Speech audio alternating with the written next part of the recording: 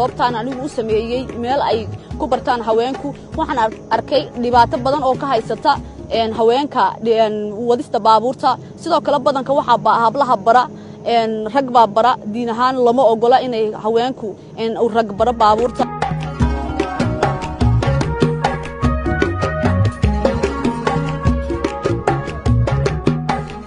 halka waxaad ku eeganaysaa saliidaad ku eeganaysaa calaamada ay kuugu joogto ayaad ku ogaanaysaa saliidin ay kuugu jirto iyo inayna kuugu jirin halkan biyaha ku shubanaysaa waxaad eeganaysaa in biyo kuugu jiraan in kala saatood u furaysaa imka waan kala badhbu yahay uu kuugu filan tahay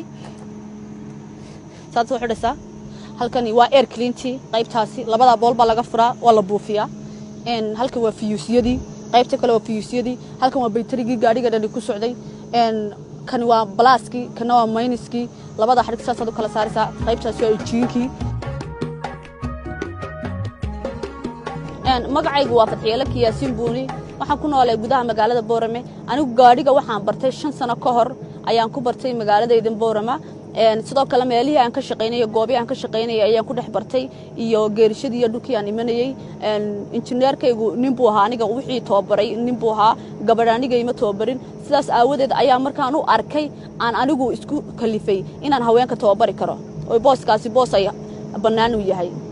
runtii iskuulku wuxuu shaqeeyaa laba galin buu shaqeeyaa subaxda hore iyo galinka dambe sidoo kale waxa aan ku tababarnaa waa haween kaliya wax rag kuma jiraan